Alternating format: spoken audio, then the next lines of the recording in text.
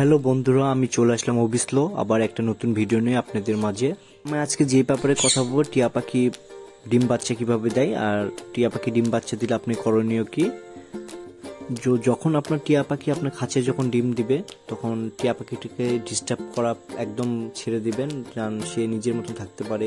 এমন জায়গাতে বাচ্চাগুলো খাঁচাটা রাখবেন যেখানে মানুষজন যেন কম যায়।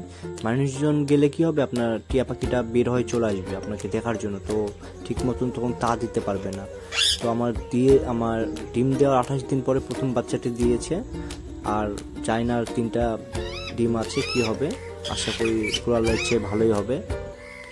তো টিয়া পাখি যখন আপনার বাচ্চা দিবে তখন তাকে ফলমূল খাবারটা বেশি দিবেন, যেমন আমি দিই কলা, আপেল, পেয়ারা প্রত্যেকদিন করে আপনার কেটে দুপুরের দিকে দিই, আর সকালে দিই ছোলা গম ভিজায় রাখে সুন্দর করে পরিষ্কার করে সকালেরটা দিই।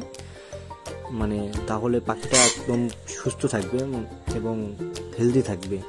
আর সবসময় এটা মাথায় খেয়াল রাখতে হবে যেন টিয়া পাখিটা আপনার সবসময় যেন ভালো থাকে। এমন জায়গায় রাখবেন যেখানে যেন বৃষ্টির জল এগুলো না পড়ে, তাহলে টিয়া পাখিটা অসুস্থ হয়ে পড়বে। আপনি যদি টিয়া পাখিকে হ্যান্ড ফিটিং করাতে চান তাহলে বাচ্চাকে আপনার নিজে থেকে হ্যান্ড ফিটিং করাতে হবে, তাহলে ট্রেম হবে। আমি প্রথমবার তো আমি ট্রেম করব না, বাচ্চা বংশ বিস্তার করতে যাচ্ছি, এই জন্য প্রথমবার আমি কিছু করব না, বাট দেখি দ্বিতীয়বার করার ইচ্ছে আছে। তো এই জায়গাটা আমার অনেক পিছনে জায়গা আছে, আমি সামনে নেট দিয়ে পুরোটা ঘিরে নিয়ে একদম উন্মুক্ত করে দেবো পাখিটাকে। দোয়া করবেন আমার পাখিটার জন্য সবাই। আল্লাহ হাফেজ।